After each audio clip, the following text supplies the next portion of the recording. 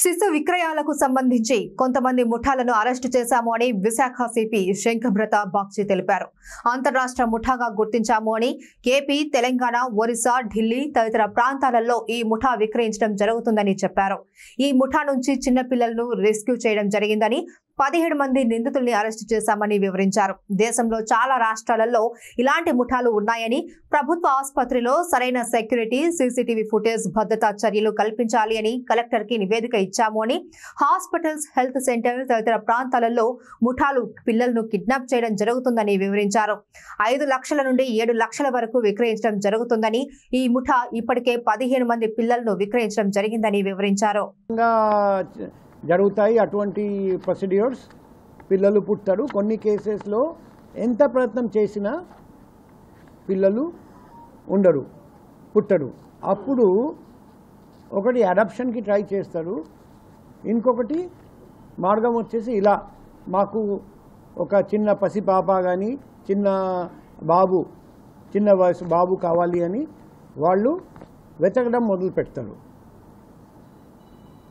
అదే మాదిరిగా మైనర్ బాలిక, ఇల్లిసిట్ అఫైర్స్, అక్రమ సంబంధం పెట్టుకున్న వ్యక్తులు, ఈ అబార్షన్ టైం దాటిపోయింది, ఇప్పుడు అబార్షన్ చేయలేం, ఖచ్చితంగా డెలివరీ జరుగుతుంది.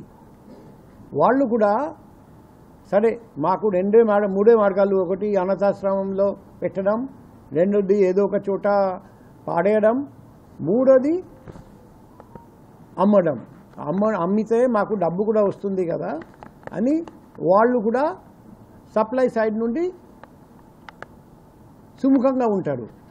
అటువంటి వ్యక్తులను ఈ మూట ఉంది కదా, వాళ్లకు చాలామంది ఎటువంటి వ్యక్తులు ఉన్నారంటే, ఎటువంటి లేడీస్ ఉన్నారంటే, మంచి ఇన్ఫర్మేషన్ నెట్వర్క్. వాళ్ళు ఇన్ఫర్మేషన్ కలెక్ట్ చేస్తారు. ఎవరికి సంతానం కావాలి, ఎవరు సంతానం అమ్మడానికి సిద్ధంగా ఉన్నారు. సో వాళ్ళు మీడియేటర్గా, బ్రోకర్గా డబ్బు తీసుకుంటారు. అలా చేస్తే తల్లిదండ్రుల తరపున ప్రాబ్లం తక్కువ. కానీ హాస్పిటల్, నర్సింగ్ హోమ్ నుండి దొంగలిస్తే తల్లిదండ్రులు బాగా గొడవ చేస్తారని వాళ్ళు యూజువల్గా, మామూలుగా విల్లింగ్ తల్లిదండ్రుల దగ్గరికి వెళ్ళి ముందుగానే మాట్లాడతారు. తర్వాత పిల్లలు పుట్టిన వెంటనే లేకపోతే కొన్ని రోజుల్లో పిల్లల్ని తీసుకొని అమ్మేస్తారు.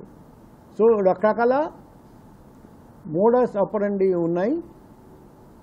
కానీ ఈ ముద్దాయి బ్యాక్గ్రౌండ్ చూస్తే మీకు తెలుస్తుంది, మ్యాక్సిమం మెడికల్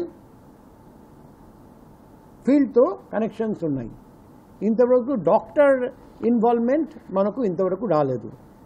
కానీ మెడికల్ ఫీల్డ్లో పని చేశారు లేకపోతే చేస్తున్నారు వాళ్ళు చాలామంది ఉన్నారు అందులో.